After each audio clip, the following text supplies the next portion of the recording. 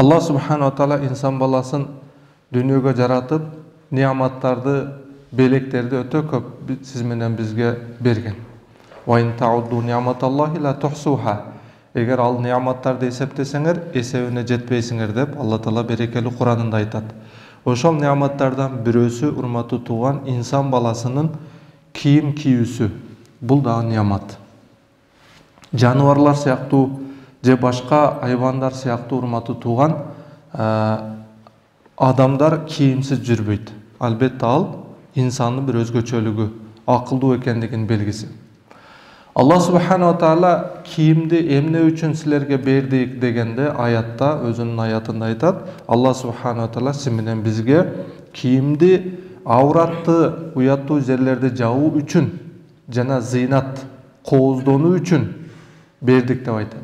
Bирок libasu taqwa, takvalıktın kiyimi andan jakşıraak dep aytat. Biz musulman insan sırtkı kelbetibizdi karoos abzel, avrat yerlerin jаап, kiyimlerin najasаттан tazalap, namazga ılayıktуу kiyim kiyiştiğimiz abzel. Bирок andan da insanga körök talap kılıngan nerse emne dese, al takvalıktın kiyimi. Takvalıktın kiyimi kaysı?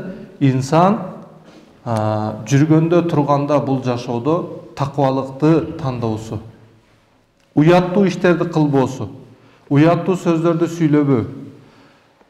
İnsanlar бар болсун, жок болсун. Алланын алдында адам баласы ар бир уяттуу иштерден уялуусу бул таквалыктын кийими болуп эсептелет. Пайгамбарда эң чоң үлгү бар силерге. Демек, биз дүйнөдө кумир тута турган, хобби кыла турган, кызыгып анын артына ээрчий турган бир гана инсан бар, ал да болсо биздин сүйүктүү пайгамбарыбыз саллаллаху алейхи вассалам. Биз кайсы бир кафырды, кайсы бир актёрду дейбизби, кайсы бир биз жакшы көргөнбү, жүрөгүбүзгө жакын алган инсандарды ээрчишибиз бизге зарыл эмес. Biz Peygamberimiz sallallahu aleyhi ve sellem'de ertişiz zarıl. Siz menen biz Peygamberimiz sallallahu aleyhi ve sellem'den başka bir öne ertişi turgan bolsak, kanday insan bolbosun, musulman mı je kafir bu? Anda Peygamberimiz sallallahu aleyhi ve sellem berekeli hadisi var. Men teşebbehe bi kavmin fahuwa minhum. Kim özünü bir elderge okşotsa, anda al kişi oşol elderden bolup tirilet kıyamatta. Dinsiz adamlar siyaktуу. Көрүнүшүбүздү, сырткы келбетибизди ошондой алып жүрө турган болсок, демек ошолордон болуп тирилип калышыбыздын коркунучу бар. Алардай суроо жоопко тартылып калышыбыздын коркунучу бар. Биз кандай кылайлы, урматтуу туугандар? Мусулман келбетинде Пайгамбарыбыз саллаллаху алейхи вассаламга мүмкүнчүлүк болушунча окшоого аракет кылышыбыз. Сырткы келбетибиз, сакалы, дене турпатынан баштап кийимибизге чейин. Өзүнү кое турган болсоңуз, нафска өзүнүн каалоосу менен жүрүштү каалайт. Кайсы бир кандай бир дүйнөдө кайсы кийим мода болуп атса, же адамдарга кайсы табиятына жагып атса, ошол кийимди кийип жүрүүнү нафс каалайт. Бирок биз мусулман баласына, урматтуу тууган, худуд, чектер, закондор коюлган. Hatta kiyimde dağı. Ушундай кийинип жүрсөңөр, бул мусулмандык келбетте болосуңар. Момун адам ким десе, алымдар мынтип жооп берген. Чыныгы таква момун адам ким десе, сизди карап туруп, көргөн инсан Алланы эстеп кетсе, сиз момунсуз деп айткан. Сизди көргөн инсан Алланы эстеп кете турган даражада, сиз кийинүүңүз абзел. Albatta ошол кийимди кийгенде Пайгамбарыбыз саллаллаху алейхи ve sellem кандай кийген азыр хадистерде окуйбуз. Ошону менен биргеликте таза болуш абзел. Ошону менен биргеликте инсандын өзүнө, башкача айтканда, каражатына ылайыктуу болуш абзел. Бир киши бар, өзү кедей, колунда эчтекеси жок, курсагын, үй бүлөсүн багып жүрөт. Бирок ал адам өтө кымбат кийим кийип алды. Ошол кымбат кийим, ошол инсандын кийими десе алымдарыбыз жок. анын кийими эмес, ал текеберликтин кийими. Ал текеберлениш үчүн ошол кийимди алып кийди. Ал кандай кийим эле десе, ошол инсан ошо кийимди кийип, намаз убактысы көчөдө болуп калган учурда, сапарда болуп калган учурда ошол кийимди жерге салып, жай намаз кылып салганга жүрөгү оорубай жерге сала алса, демек ал анын кийими. Эгер аны жай намаз кылганга ичи ооруп, кыйылып, жай намазга сала турган болсо, чаң болуп калбасын деп, анда ал анын кийими эмес. Демек, урматтуу туугандар, биз базарга барып кийингенде, биринчи пайгамбарыбыз саллаллаху алейхи вассалам кандай кийинген, андан кийин ошо өзүбүздүн абалыбыз, состояниябыз кандай абалда, ошого жараша кийим кийишибиз мына сүннөт кийим. Өтө бай адам өтө жупуну кийинип алыштыгы, албетте буну эки түргө бөлөт уламалар. Бир бай адам бар, өтө жупуну кийинген, бирок ал таквалык үчүн кийинди. Анда ага сооп берилет. Бир адам, бай адам бар, өтө жупуну кийинген, ал тырыштыгы үчүн, өтө эле байлыкты сүйгөндүгү үчүн ошондой кийинсе, анда бул инсан күнөөкөр болот. Эмне үчүн? Алланын ага берген неаматын сыйлабастык. Алла Таала мага бербей сизге берди ошо байлыкты. Алла Таала өзүнүн берген байлыгын пендесинде көрүүнү жакшы көрөт деген хадистин мазмуну бар. Ошол акчадан кыйылып кийинбесе ал күнөөкөр, акчадан эмес, өзүнү таквалыкка аламын деп жупуну кийиништик, бул сооптукка барабар. Урматтуу тууганым, пайгамбарыбыз саллаллаху алейхи вассаламдын кийиминин узундугу кандай болгон? Асма бинти Язид ал-Ансари радиаллаху анха айтат: "Кана кумму камиси Расулилlah саллаллаху алейхи вассалам иля русуги", раваху Абу Дауд. Пайгамбарыбыз саллаллаху алейхи вассаламдын көйнөгүнүн жеңи билегинен, русух билегинен болот эле деп сахих хадисте Асма бинти Язид ал-Ансари радиаллаху анха риваят кылып атат. Демек, пайгамбарыбыз саллаллаху алейхи вассалам көйнөк кийгенде анын жеңи билегинен болот эле. Демек, мына ушу бизге сүннөт. Бүгүн биз жай мезгилинде, күндүн ыстык кезинде, демек, жеңи кыска футболка, көйнөктөрдү кийсек болобу? Албетте болот, бирок сүннөткө, адепке каршы. Пайгамбарыбыз саллаллаху алейхи вассаламга эргешем деген, пайгамбарыбыз саллаллаху алейхи вассаламга кандай жашаса ошондой жашайм деген инсанга бул жеңи кыска көйнөктөрдү, футболкаларды кийиш туура эмес. Урматтуу тууганым, таквалыкты ыктыяр кылам десе, ким Алладан чыныгы таква боломун десе, демек ал жайын, кышын, кайсы абалда болбосун, билегине чейин көйнөк кийүүсү сүннөт.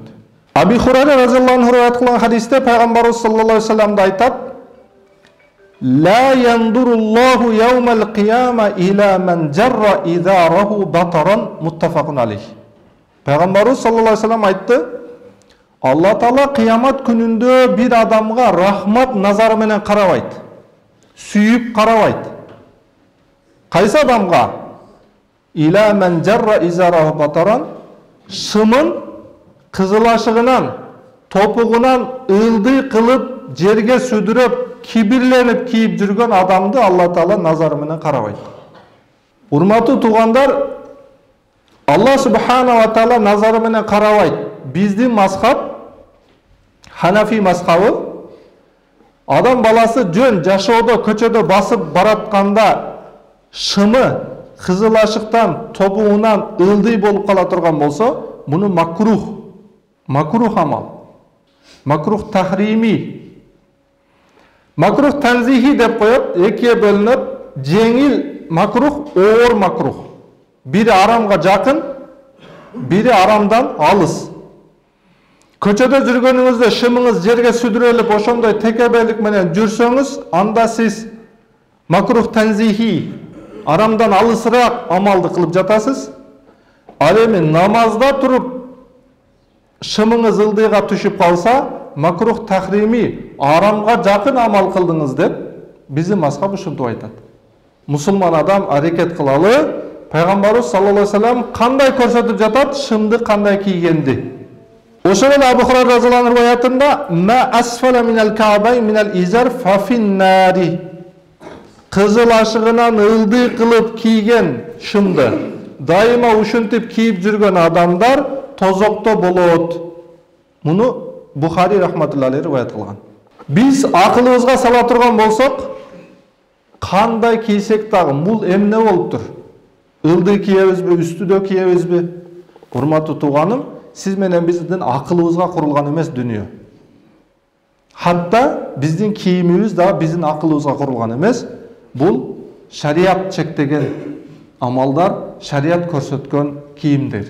Ошондуктан намазда турганда өзгөчө шымдын ылдый түшүп калышына өтө көңүл бурушубуз зарыл. Эми эң жогорку даражасы кайсы десе, хадистерде келет, эң жогорку даражасы нисфу сак. Балтырдын жарымына чейин. Биздин аз даватчыларыбыз сүннөт көйнөк кийип жүрөт, ошол балтырдын жарымына чейин. Эми бул жай мезгилиндерде көбүрөөк болот, кышында бир аз ылдыйраак кийишибиз керек, биздин климат андай нисфи сакка жооп бербейт. Эң ылдыйкы даражасы кайсы десе, нисфул кааб. Биздин кызыл ашык дейбизби же томук дейбизби, ошонун жарымынан болуу шымдын. Бул эң ылдыйкы даражасы. Ушуну жаап калбаш керек. Демек, ушул сүннөт амал. Кийимдеги сүннөт ушул урматтуу тууганым. Абидар радиаллаху анху риwayat кылат. Пайгамбарыбыз саллаллаху алейхи вассалам айтты: "Саласатун ла юкаллимухумуллаху яумал кияма ва ла яндуру илейхим ва ла юзаккихим ва лахум азабун алим." Үч түрдүү адам бар. Кыямат күнүндө Алла Таала алар менен сүйлөшпөйт, рахмат назар менен карабайт, жана аларды күнөөдөн тазалабайт, жана аларга оорутуучу азап болот. Үч түрдүү адам. Пайгамбарыбыз саллаллаху алейхи вассалам үч жолу ушуну айтты. Бул иштин оор экендигин билдириш үчүн Пайгамбарыбыз саллаллаху алейхи вассалам үч жолу кайталады. Анда Абу Зар разияллаху анху мынтип айтты: "Хабу ва хасиру мен хум я Расулаллах." Өкүнүч болсун. Ким алар, я Расулаллах? Үч түрдүү адамдар кимдер? Пайгамбарыбыз саллаллаху алейхи вассалам үч түрдүү адамдын бирөөсү ал-мусбил. Шымын текеберленип, ылдый түшүрүп жүргөн адамдар. Бул адамга Алла Таала сүйлөшпөйт, рахмат назары менен карабайт, аларды күнөөдөн тазалабайт, аларга азап берет. Экинчиси ал-маннан. Кылган жакшылыгын милдет кылган адам. Кылган жакшылыгын милдет кылган адам. Мейли ал кылган жакшылыгыңызды башка бирөөгө милдет кылыңыз, мейли кылган жакшылыгыңызды ошо кылынган адамдын өзүнө милдет кылыңыз. Мен сага ушундай кылып койгон элем, сен мага мындай кылбай жатасың. Урматтуу тууганым, биз бирдеке кылсак, биз ойлойбуз, ага кылып жатам. Чындыгында ага кылган жоксуз. Сиз кылган жакшылыгыңызды өзүңүзгө кылып жатасыз. Сиз ал инсанга жакшылык колун чоздуңуз, Алла субхана ва таала сиздин ишиңизге жетиштүү болот. Хадиси худисиде келет, сиздин дүйнөлүк акыретиңизге жетиштүү боло турган амал кайсы? Мусулманга жардам колун чозуу. Демек, биз акыйкатта өзүбүзгө жакшылык кылып атыппыз. Демек, өзүбүзгө жакшылык кылып алып туруп, анан ага барып туруп, мен сага жакшылык кылдым деген таптакыр туура эмес. Ким бирөөгө жамандык колун созуп аткан болсо, жамандык кылып аткан болсо, анда чындыгында ал өзүнө зулум кылып атыптыр. Урматтуу тууган, ушинтип түшүнөлү, ошондо сиз менен биз кылган амалыбызды ага барып милдет кыла албайбыз. Өзүбүзгө жакшылык кылсак милдет кылбайбыз го, туурабы? Эми сага машина алып бердим го деп өзүбүзгө айта албайбыз го. Демек, кылган жакшылыкты баарын өзүбүз үчүн кылып жатабыз. Үчүнчүсү, берип аткан адам өзүнүн материалын жалган касам менен өткөрүү. Анын товары андай эмес эле. Бирок менин товарым мындай, менин товарым турецкий, өзү кытайский эле. Менин товарым мындай. Ошентип товарын жалгандан касам ичип өткөрүп берген адам ушундай азапка кабылат. Туугандар, соода маселесинде да токтолуп кете турган болсок, биз товар сатып атабыз. Товарыбызда бар сыпатты айтып сатуу бул арам эмес. Турецкий товарыңыз, турецкий деп айтуу арам эмес. Хадисте, хадистин мазмунунда мынтип келет: Клиент сурабаса дагы, сураган жок. Бирок сиз өзүңүздө товарыңызда бар сыпатты сурабаса деле айтсаңыз, сизге келип аткан акчаны берекесин жоготуптур деп айтылган. Ал сураган жок. Бирок сиз алдаган жоксуз. Сурабаса деле алдабай сиз товарыңызды айтып жатасыз, сиз берекеңизди кетирип жатасыз. Энди сиз ал сурагандан кийин сизде жок сыпаттарды айтсаңыз, сизде береке калабы? Жок, береке эмес. Бул жалганчылык, бул азап, бул байуу эмес, бул кедейчилик. Ошондуктан урматтуу тууганым, сиз менен биз ушундай жашоодо кийинейли, пайгамбарыбыз саллаллаху алейхи вассалам кандай көрсөткөндөй. Ал кенен жеңи русугунан, шымы кызыл ашыгынан жогору, денесине чапташып турбагандай кийиништиги абзел. Мына сүннөт. Бул эркектерге айтылган. Эми аялдарыбыздын кийими кандай болуш керек экендигин биз элестетип кое берели. Бирок тилекке каршы өкүнүчтөр болсун, сиз менен биз эркектер бүгүн диндүү болбогонубуз себебинен аялдарыбыз бизден аша чаап кийинип калган. Ал кыяматтын келишине пайгамбарыбыз саллаллаху алейхи вассалам эң бир чоң себеп эмне деп айткан? Маилатун муилатун, касиятун ариятун. Аялдар кийим киет, бирок жылаңат сыяктуу деп айткан. Ал эмнеси? Ал эки түрдүү. Бир кийимдер бар, өтө жука. Ички денеси көрүнүп турат. Бул кийимсиз. Кийимдин бир түрү бар, бул өтө тар. Кандай денеси кандай болсо, ошонусу көрүнүп турат. Эркектер кенен кийим кийүүгө шарт болгондон кийин биз аялдарыбыз бүтүн авраттын, бүтүн денесин жаап, эч бир дене мүчөсү билинбей турган абалда кийиништик абзел. Аялдардын орду кайсы жерде болот десе, Куранда байту карихинна, үйүнүн төрүндө болот деп айткан. Үйүнүн астанасында эмес. Аялдардын орду үйдүн төрүндө. Эмне үчүн астанада эмес? Дарвазадан кирген чоочун эркектер көрүп калбаштыгы үчүн. Биз бүгүн аялдарыбызды жарым жылаңач кылып туруп базарга коюп койдук. Бул эркектер сөзсүз кыяматта жооп берет. Сиз милдеттүү элеңиз аны багышка. Сиз үйгө отургузуп коюп, сиз базарда турушуңуз керек эле. Тилекке каршы ушундай эркектерибиз бар. Эркектер үйдө бала багат, аялдар базарда. Алла субхана ва таала сиз менен бизге ушундай кененчиликти, ушундай неаматты, ушундай байлыкты берип аткандан кийин, сиз менен биз жеп аткан нерсебизге канаат кылып, шүгүр кылып, аялдарыбызды үйгө коюп, өзүбүз көчөдө иштеп, өзүбүз да сүннөткө жараша кийинип жүрүштүгүбүз абзел. Алла субхана ва таала өзүнүн Кур'ан хадистерине амал кылгучу чыныгы момундардын катарына койсун. Ва ахиру дa'wana anil hamdulillahi rabbil alamin bi rahmatika ya arhamar rahimin.